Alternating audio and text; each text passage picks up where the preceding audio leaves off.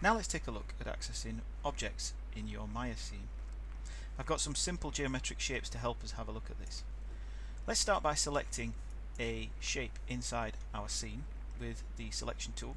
Remember, we have the selection tool as the arrow in the toolbox on the left hand side, and it will bring up in our channel box editor some of the quick settings that we have for transform values, and you can see that some of the values are already there. So we've got some transform values in here that are showing that it's been moved off of the x-axis, and it's been moved off the z-axis as well.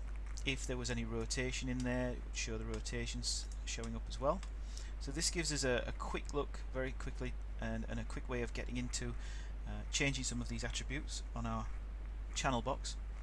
It also gives us a quick look at the shape node and also at the inputs node. If we go to the attribute editor, which we press the tab on the side, we can see we have some tabs along the top that are connected to this object. We had a look in the last session at the graph editor that connects everything together, and what we can see in the attribute editor is the attributes for the transform node and the shape node and the input node for how it was created, the shading group that it's connected to, and the Lambert group. So all these objects are tied to simple objects. I've got a couple of different objects in. I've got a NURBS sphere in, and as you can see we go between the cube, polycube, which is P, and then the NURBS sphere, which is NURBS as the prefix on that. And also we've got the Bezier curve. We might also want to draw out an edit point curve or an EP curve. There we go. And you can see that has the input of curve 1 and the shape node for curve 1. So we can see that there's a couple of things in there and how those differ. So there's a polygon sphere, NURBS sphere, and they look very similar, but the NURBS sphere underneath has components of vertexes, faces and edges, and the NURBS sphere has isopalms, control vertexes, surface points, holes, etc. So they're constructed differently. If we want to have a look at the whole of the scene and try and have a look through the scene, we can see that we can open up the outliner editor, and here we have the outliner, and in here we can access the hidden cameras. It's telling us that these can't be seen because they're hidden.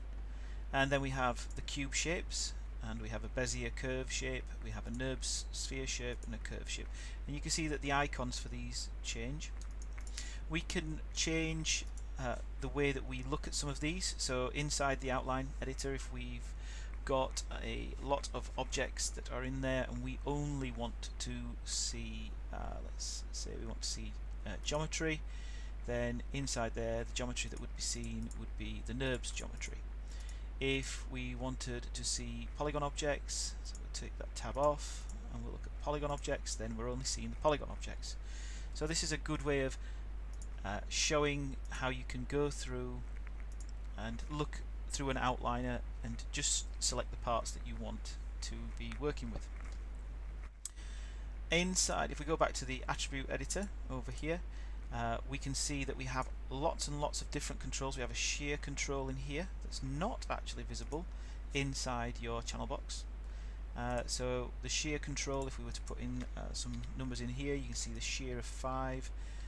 That might change how the object looks. No shear value as well.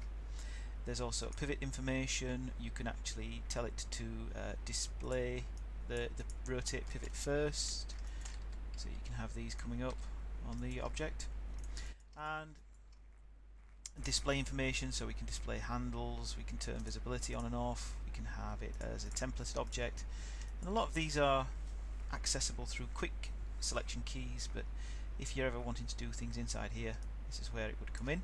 At the moment it's on auto load, so if I have the auto load turned off and I change my object, it will remember the object that we last had loaded into the attribute editor. I'm not sure why you would want to do this. We could go and load selected items, so we could load in a few things in there if we wanted. We'll load the selected attribute editor in there instead.